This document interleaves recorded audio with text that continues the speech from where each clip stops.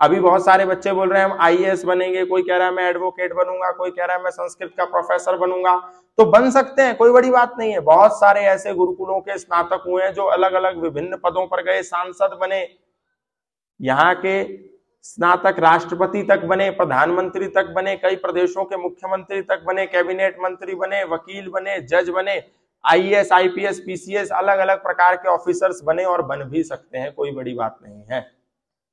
लेकिन आप सबको एक संकल्प लेकर के जाना है। सिर्फ आए हैं तो पढ़ करके एक औपचारिकता कर करके इस गुरुकुल से नहीं जाना है। ये हमको आज संकल्प लेना है इस गुरुकुल में ही, क्योंकि आप देखिए उदाहरण ऐसे बहुत सारे हैं। स्वामी दयानंद ने जब पूरे दुनिया में भटकते रहे, पूरे भारत में दर दर की ठोकरें खाते रहे, उनके ऊपर कितने अत्याचार हुए, कितना उनको प्रताड़ित किया गया, कितने उनके ऊपर मरे जिंदे सांप फेंक दिए गए, उनके ऊपर ईंट पत्थर फेंके गए, लेकिन घूमते घूमते आत्महत्या का भी उनके भीतर एक विचार आया। लेकिन फिर उन्होंने सोचा कि आत्महत्या नहीं करनी, सच्चे शिव की तलाश करनी है। और घूमते घूमते एक बच्चा ने बोला कि मैं मथुरा से हूं। वो मथुरा पहुंच गए और मथुरा में जाकर के एक ऐसे गुरु से मिले जिनके नेत्र नहीं थे। और जब उस गुरु से मिले और कई वर्षों तक वो शिक्षा प्राप्त करी, तो शिक्षा प्राप्त करने के बाद जब अंतिम दिन आया, ऐसे ब्रह्मचारी बैठे हुए थे और एक आचार्य बैठा हुआ था, और गुरु दक्षिणा देने का समय आया, तो सब लोग तो पैसे वाले थे, सबके माता पिता जुड़े हुए थे, लेकिन ऋषि दयानंद वो तो घर से निकल गए थे, पिछले 10-15 सालों से बाहर भटक रहे थे, दर दर की ठोकरें खा रहे थे, उनके पास देने के लिए कुछ नहीं था, वो क्या देते। तो जहां से भोजन लाया करते थे वहीं कहीं चले गए कि मैं अपने गुरु को क्या दूं, मेरे पास तो कुछ है नहीं। तो उन्होंने एक मुट्ठी भर लौंग कहीं से बड़ी मुश्किल से व्यवस्था करी, और लौंग की व्यवस्था इसीलिए कर ली क्योंकि उनके गुरु को वायु का रोग था, उनको लौंग पसंद थी, लौंग उनके रोग को काटने का एक बहुत बड़ा साधन था। तो वो लौंग लेकर के एक मुट्ठी चले गए गुरु के पास, सब दक्षिणा देकर के हटे। जब ऋषि दयानंद का नंबर आया गुरु दक्षिणा देने का, तो ऋषि दयानंद ने हाथ में लौंग लेकर के उनके हाथ में रख दी। तो ऋषि दयानंद के जो गुरु थे स्वामी विरजानंद दंडी, उन्होंने नेत्र तो थे नहीं, तो उनको स्पर्श करके पता चल गया कि एक मुट्ठी भर लौंग लेकर के आया है। जब लौंग उन्होंने ले ली तो बड़े एक प्रकार से क्रोधित हुए, एक प्रकार से निराश हुए। और जब ये निराश हुए तो ऋषि दयानंद को क्या लगा कि ये गुरु जो सबको शिक्षित करता है, सब में समानता का भाव देखता है, जो सबको एक दृष्टि से देखता है, अपने पुत्रवत देखता है, जब आज दक्षिणा का नंबर आया, दक्षिणा देने की बारी आई, तो शायद इनके मन में लालच आ गया, अरे मेरे पास तो कुछ है नहीं, मैं क्या देता। आज गुरु जी का ईमान डोल गया दक्षिणा के समय पे। तो गुरु विरजानंद दंडी ने कहा कि तू ये लेकर के आया लौंग। तो ऋषि दयानंद को लगा कि गुरु जी तो आज नाराज हो गए। जब दक्षिणा देने का समय आया, इतनी सी लौंग लाया, एक मुट्ठी भर। तो ऋषि दयानंद ने कहा महाराज मेरे पास तो कुछ था नहीं, मैं तो घर से जब निकला था तो ऐसे सफेद कपड़े तन पर थे, वो भी मखमल के, सोने के कुंडल थे, चैन थी, आभूषण थे। लेकिन जब घर से निकला और बाहर शिव की खोज करने लगा तो कई लोगों से मिला, तो उनसे कहा कि मुझे सच्चा शिव चाहिए। तो उन्होंने कहा कि सच्चा शिव ऐसे नहीं मिलता, उसके लिए त्याग करना पड़ता है। ये कुंडल पहन करके, ये मखमल के कपड़े पहन करके सच्चा शिव नहीं मिलता, इसके लिए त्याग करना पड़ेगा। तो मैंने तो वो आभूषण भी निकाल करके फेंक दिए, मेरे पास तो एक लंगोट के सिवा अतिरिक्त कुछ है नहीं, मैं आपको दे नहीं सकता। और ये लौंग भी मैं किसी और से मांग करके लाया। यदि आपको लगता है कि ये कम लौंग है तो आप ठहरिए, मैं किसी और से जाकर के और लौंग ले आता हूं, आपको प्रसन्न करके ही जाऊंगा, गुरु दक्षिणा में आपको प्रसन्न किए बिना नहीं जाऊंगा। तो गुरु जी ने रोका। विरजानंद जी ने कहा कि तू पागल हो गया है, जो मुझे दक्षिणा में चाहिए वो यहां मथुरा के बाजारों में नहीं मिलेगा, वो किसी के घर में नहीं मिलेगा, किसी से सहयोग करके नहीं मिल सकता। मैंने जो तुझे वेदों की शिक्षा दी है, मैंने जो तुझे ज्ञान दिया है, मैंने जो तुझे संस्कृत का अध्ययन अध्यापन दिया है, इसके अतिरिक्त मुझे कोई ऐसा व्यक्ति, कोई ऐसा ब्रह्मचारी नजर नहीं आता जो तेरे जितना सामर्थ्यवान हो, जिसकी मेधा इतनी प्रबल हो कि जो वेदों का प्राकांड विद्वान हो, जो वेदों के मंत्रों को इतनी सरलता से समझ सके और लोगों में उसके प्रभाव को बना सके।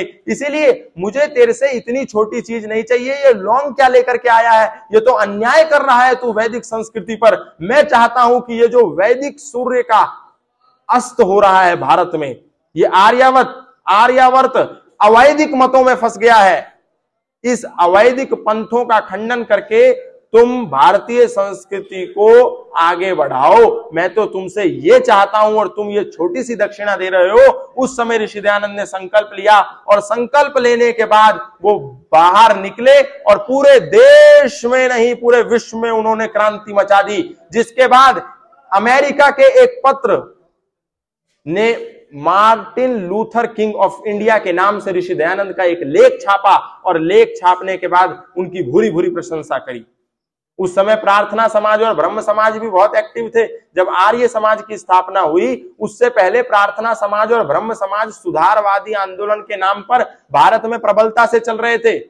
लेकिन प्रार्थना समाज के जो अध्यक्ष थे, उस समय के जो प्रमुख नेता थे केशव चंद्र सेन, उन्होंने ऋषि दयानंद को बुलाया और बोला कि आप ये चाहते हो कि मैं एक अलग से संगठन खड़ा करूं, एक अलग से संगठन स्थापित करना चाहते हो, इससे क्या होगा?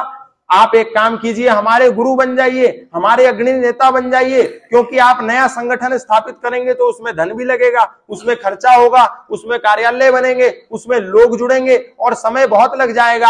हमारा संगठन प्रार्थना समाज तो बना बनाया है, आप एक काम करो, हमारा कार्यालय ले लो, इतनी बड़ी बड़ी बिल्डिंगें ले लो, हमारे सारे कार्यकर्ता ले लो और हम आपको अपना नेता घोषित कर देते हैं। आप अलग संगठन मत चलाओ, आप इसी संगठन का नेतृत्व करो। लेकिन एक शर्त है कि वेदों को अपौरुषीय कहना छोड़ दो,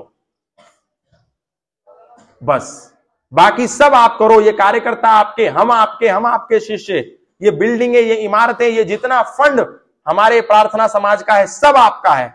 लेकिन ऋषि दयानंद ने कहा ये पाप मैं नहीं कर सकता, क्योंकि मैं अपने गुरु को वचन देकर के आया हूं। अरे यदि मैंने ये पाप कर दिया, वेदों को अपौरुषीय कह दिया, तो ये जितनी अवैधिक मत चल रहे हैं, जितनी पुस्तकें चल रही हैं, जितने ग्रंथ चल रहे हैं, इसमें और वेदों में फिर अंतर क्या रह जाएगा? उन्होंने इस प्रस्ताव को अस्वीकार कर दिया। फिर उसके बाद जब ब्रह्म समाज के राजा राम मोहन राय इत्यादि और लोग आए, बोले कि आप अलग संगठन मत शुरू करो, इसी में विलय कर लो, इसी को चला लो। लेकिन उनकी भी शर्त यह थी कि वेदों को अपौरुषीय मानना होगा।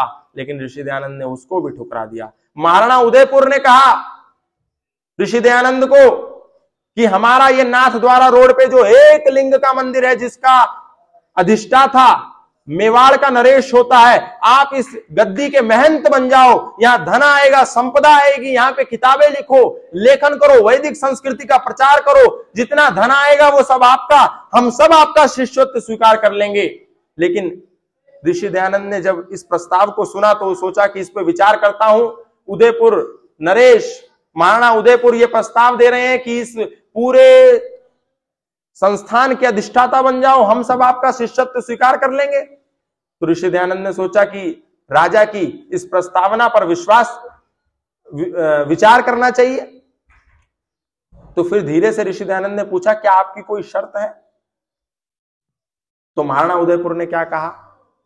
बोले बस एक छोटी सी शर्त है कि आप ईश्वर को निराकार कहना छोड़ दो और मूर्तियों का खंडन करना छोड़ दो, बाकी ये सब आपका है, हम आपके हैं, धन आपका है, संपदा आपकी है, सब कुछ आपका है, बस ईश्वर को निराकार कहना छोड़ दो, मूर्तियों की पूजा करना प्रारंभ कर दो, मूर्तियों का खंडन करना छोड़ दो। तो ऋषि दयानंद ने कहा मैं आपका ये प्रस्ताव स्वीकार नहीं कर सकता।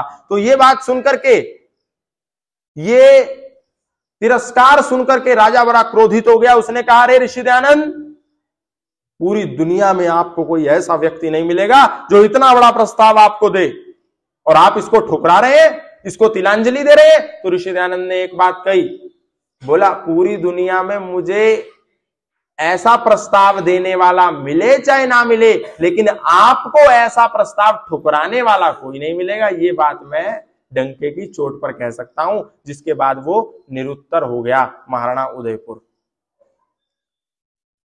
छोटे छोटे लालच में इंसान जब फंस जाता है तो फिर उसके उद्देश्य, उसके लक्ष्य कमजोर पड़ जाते हैं।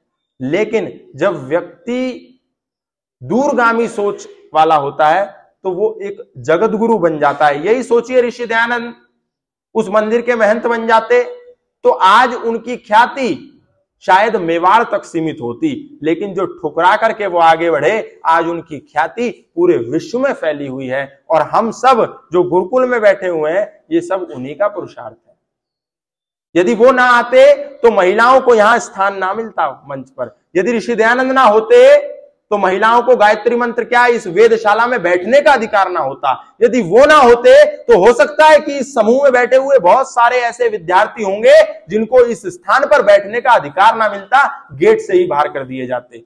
और आज भी ऐसे बहुत सारे काशी में संस्थान है जहां पर अब्राह्मण, जो ब्राह्मण कुल में उत्पन्न नहीं हुआ, जो जन्म आधारित ब्राह्मण नहीं है, उसका गुरुकुल में कहीं प्रवेश नहीं है। एक बार मैं गुरुकुल में गया, वाराणसी में था, चंद्रमौली ट्रस्ट नाम का, उसको एक विदेशी महिला चलाती है, इंग्लैंड से वो पढ़ी हुई है, ऑक्सफोर्ड विश्वविद्यालय से। तो मैं जब उस गुरुकुल में गया तो मैंने उन बच्चों का जब परिचय लेना प्रारंभ किया तो सब बच्चों ने क्या कहा खड़े होकर के, बोला जी मेरा नाम त्रिवेदी, मेरा नाम द्विवेदी, मेरा नाम शर्मा, मेरा नाम दुबे, मेरा नाम मिश्रा, ऐसे ऐसे टाइटल देने लगे।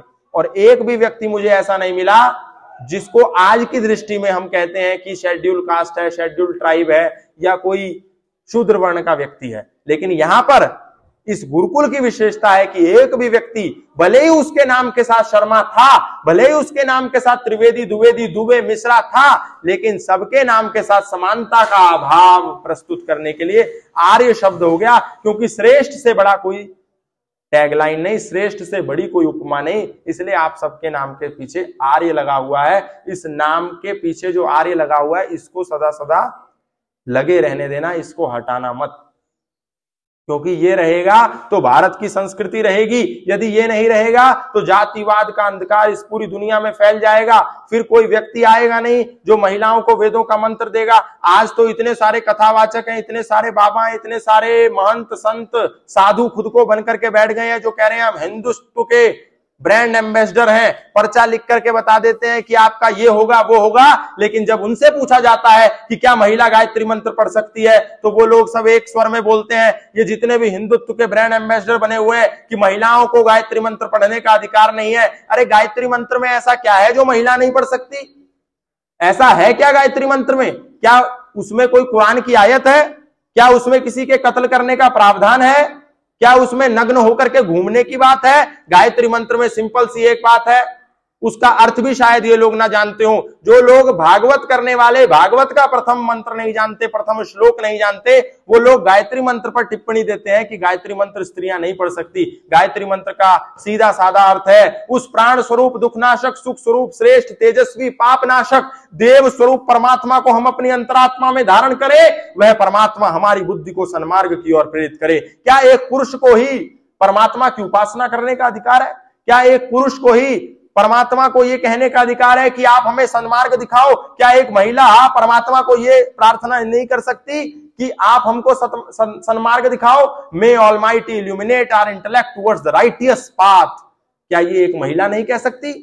कह सकती है। लेकिन इन लोगों ने समाज को भ्रमित किया ताकि कोई महिला इनसे ऊपर ना उठ जाए, ताकि कोई महिला वेदों की विद्वान ना बन जाए। लेकिन ये लोगों को ये नहीं पता कि मंडन मिश्र और आदि गुरु शंकराचार्य के बीच जो प्रसिद्ध शास्त्रार्थ हुआ उसकी जज कौन थी, उसकी निर्णायक कौन थी? मंडन मिश्र की पत्नी थी। यदि मंडन मिश्र की पत्नी वेदों की विद्वान ना होती, यदि मंडन मिश्र की पत्नी धर्म की जानकार ना होती, धर्मवेत्ता ना होती, धर्मज्ञ ना होती, तो शायद वो शंकराचार्य और मंडन मिश्र के बीच हुए शास्त्रार्थ का जजमेंट भी ना दे पाती। वो थी तो वो कैसे थी? उपनयन संस्कार और वेदारंभ संस्कार, जब तक उपनयन नहीं होगा तब तक वेदारंभ नहीं होगा, तो जब तक वेदारंभ नहीं होगा तब तक वो वेदों की विद्वान नहीं होगी, जब तक वेदों की विद्वान नहीं होगी तब तक वो जजमेंट नहीं दे सकती। उसने जजमेंट दिया क्योंकि उसका वेदारंभ हुआ था, उसका वेदारंभ हुआ था क्योंकि उसका उपनयन भी हुआ था। लेकिन लोगों को भ्रमित कर दिया गया कि महिलाएं तो नरक का द्वार है, उनको यज्ञ पे नहीं बैठने देना, उनको वेद मंत्र नहीं बोलने देना, नारी शूद्रो न धीयताम कहकर के लोगों को भ्रमित कर दिया गया कि स्त्री और शूद्रों को वेद का अधिकार नहीं है, यज्ञ का अधिकार नहीं है। लेकिन ऋषि दयानंद का इस दुनिया में प्रादुर्भाव हुआ और उन्होंने वेद के मंत्र को निकाल करके कहा कि तुम झूठ बोलते हो, ये स्त्री शूद्रो न धीयताम फर्जी बने की बात है। हर संस्कृत का वाक्य शास्त्र का वाक्य नहीं होता। हाँ, हर शास्त्र का वाक्य संस्कृत में अवश्य होता है, किंतु कोई भी बात आप संस्कृत में कह दोगे तो वो शास्त्र की वाक्य नहीं हो जाएगी। हमारा यजुर्वेद कहता है यथेमाम वाचम कल्याणी मां वदानी जनेभ्यः ब्रह्म राजन्याभ्याम शूद्राय च आर्याय च स्वाय चारणाय च। वेदों को पढ़ने का अधिकार ब्राह्मण को भी है, क्षत्रिय को भी है, वैश्य को भी है, शूद्र को भी है और महिलाओं को भी है, क्योंकि हमारे ही शास्त्र कहते हैं जन्मना जायते शूद्रः संस्कारात् भवेत् द्विजा वेद पाठात् भवेत् विप्रः ब्रह्म जानात इति ब्राह्मणः। ब्रह्म को जानने वाला ब्राह्मण होता है। एक मिश्रा, एक दुबे, एक त्रिवेदी, एक द्विवेदी नाम का टाइटल लेकर के जो पैदा हो गया है वो केवल ब्राह्मण नहीं हो सकता, एक जाट भी ब्राह्मण हो सकता है। और अंत में मैं इसलिए ये बात कह रहा हूं क्योंकि ये लोग बोलते हैं कि जाटों को प्रावधान नहीं है। एक जाट व्यक्ति थे पंडित खूब सिंह चौधरी। अब जाटों की जो मेधा होती है वो बहुत तेज होती है। खैर ये बात कहना उचित नहीं, जाट भी आ रहे हैं, गुजर भी आ रहे हैं, सब आ रहे हैं, लेकिन क्योंकि उस प्रकरण में आया तो मैं आपके साथ अंतिम में साझा कर देता हूं। पंडित खूब सिंह चौधरी नाम के एक व्यक्ति थे। उन्होंने पश्चिमी उत्तर प्रदेश में, हरियाणा में एक बहुत बड़ी क्रांति ला दी। उन्होंने जाटों का यज्ञोपवीत कराया, गुजरों का कराया, यादवों का कराया, शूद्रों का कराया, सबका यज्ञोपवीत करा दिया। तो एक चतुर्वेदी, एक ब्राह्मण थे, उनको इससे आपत्ति हो गई।